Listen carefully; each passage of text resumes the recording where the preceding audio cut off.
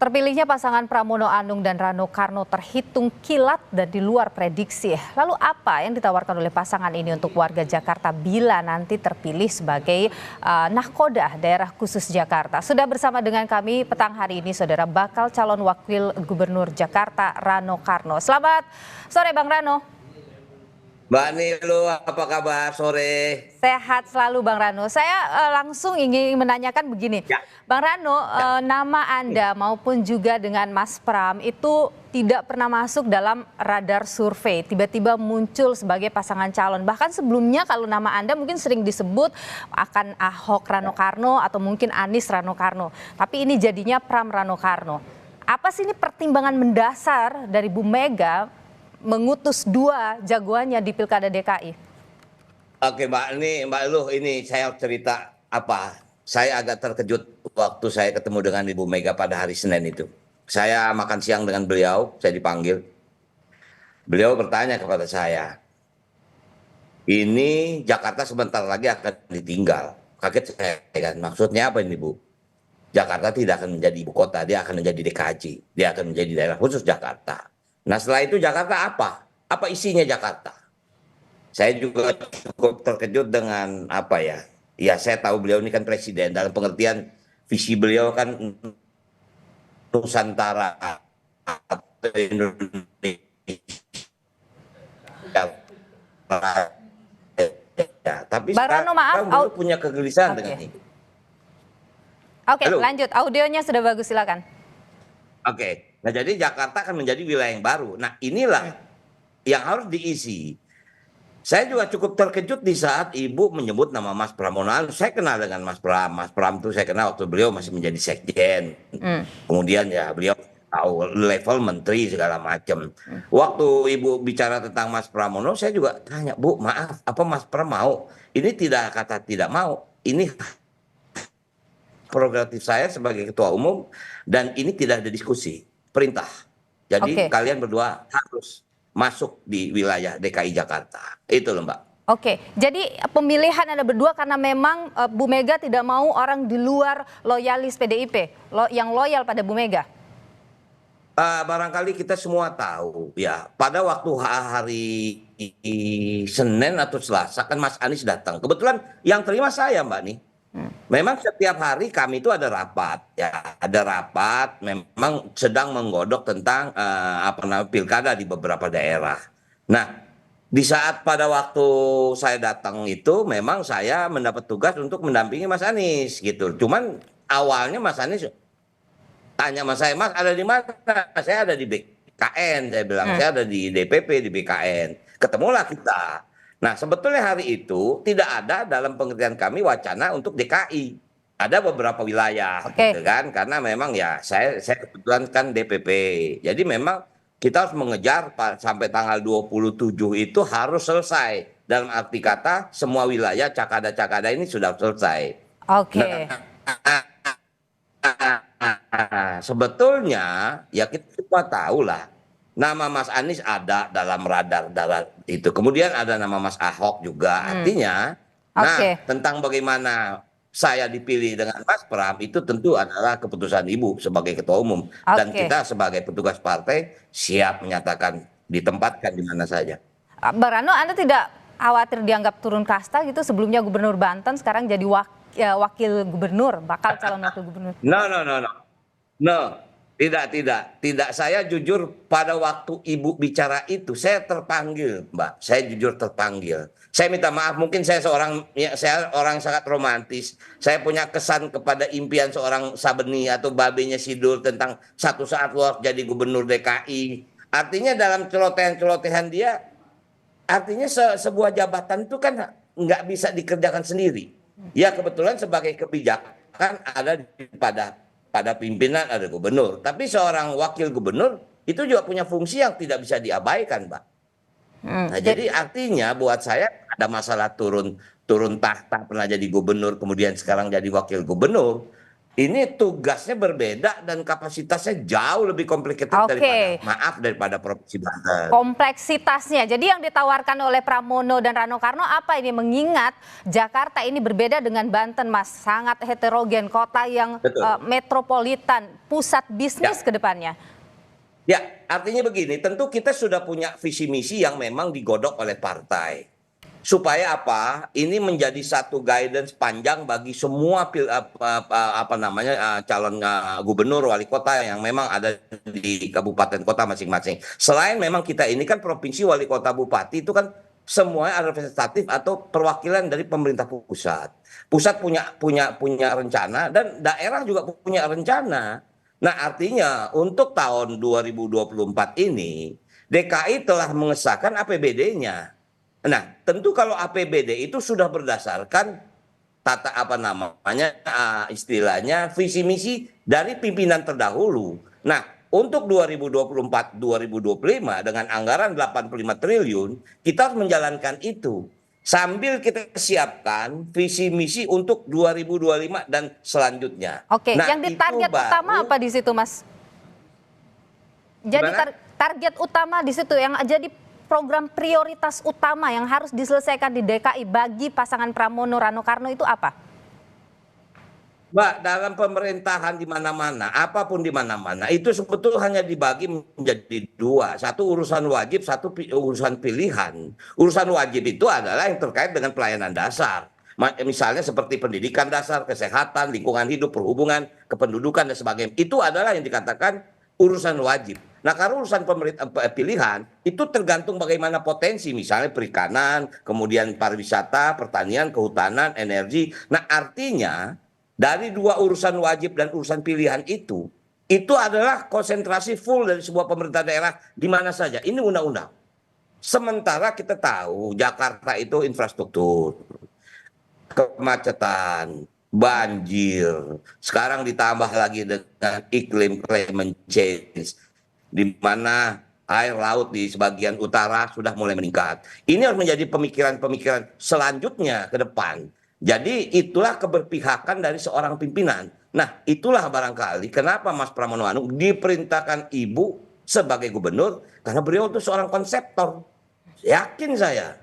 Jadi ini sebetulnya, minta maaf, bukan saya kampanye, belum waktunya kampanye. Ini pasangannya paling ideal sebetulnya. Oke, tapi Mas Pram begini, dari sekian, Bang Rano begini, dari sekian banyak masalahnya Jakarta ini, kalau pasangan Pram Rano Karno mau mulai dari mana dulu diselesaikan? Yang mana dulu? Pak, seperti saya katakan tadi, kita masuk ke sebuah wilayah, itu tidak bisa kita melangkah sendiri.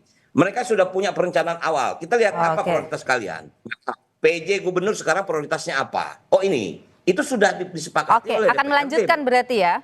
Iya, DPRD sudah melanjutkan. Dia mengetok anggaran 85 triliun, itu harus dikerjakan. Kalaupun ada perubahan, nanti di APBD perubahan. Bahwa kita sebagai gubernur atau wakil gubernur yang baru, kita punya program ini yang tidak ada dalam APBD kemarin. Nah itu mekanismenya Mbak. Nggak bisa ujuk-ujuk kita gubernur datang, saya minta maaf siapapun. Dia tidak bisa membawa sebuah perencanaan sendiri untuk tahun 2025 yang sudah disepakati oleh DPRD. Itulah sebuah mekanisme kepemerintahan Mbak. Gitu. Oke, Bang Rano, Anda ini dikenal, kita tahu Anda dikenal sebagai sidul, seniman. Anda juga sangat dekat dengan kebetawian gitu lah, meskipun Anda sebelumnya di Banten seorang politisi gitu. Anda ingin Rano Karnonya sendiri itu ingin bawa apa? Wow, saya sangat berterima kasih di saat tim atau Taman Ismail Marzuki dijadikan revitalisasi sebuah tempat kesenian. Walaupun memang sebelum tim itu dibuat, para seniman pernah bertemu dengan saya. Dulu tim itu dikelola oleh seniman. Sekarang dikelola oleh badan BUMD daerah.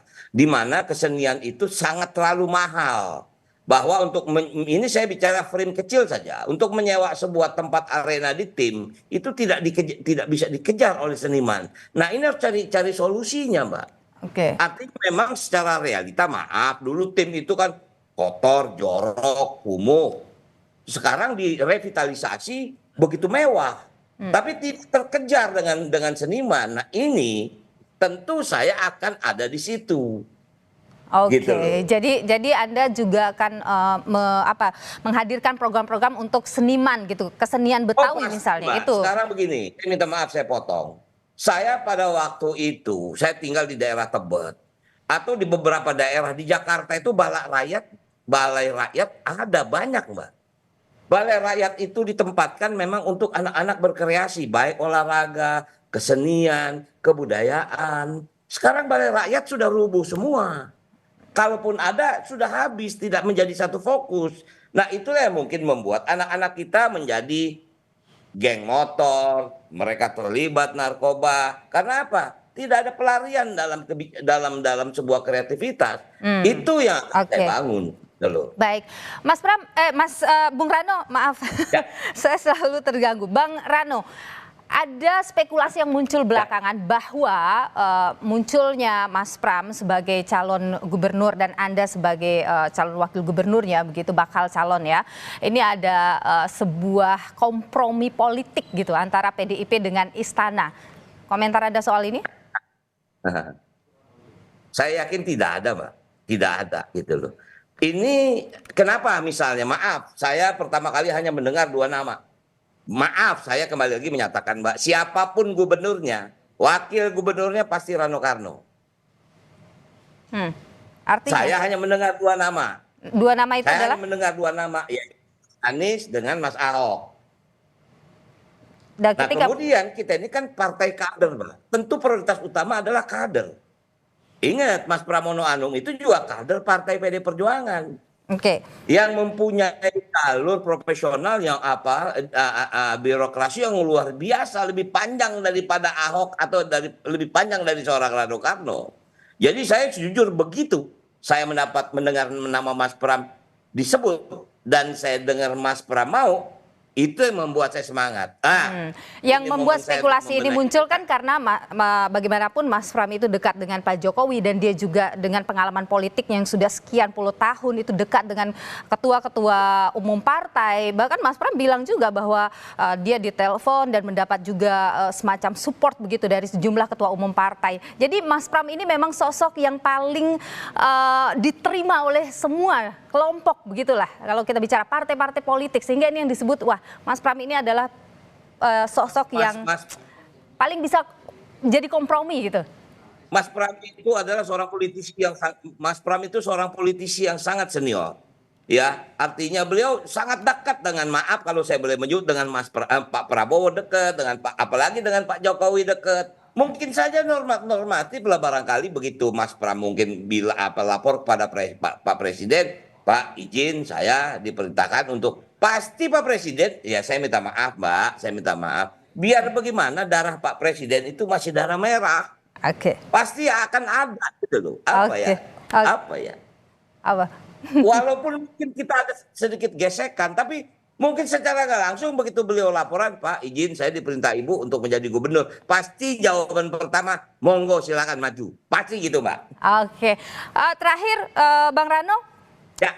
Pak Ahok kemarin mengantar, memberikan semangat. Pak Ahok nanti ini akan dapat peran apa di masa kampanye?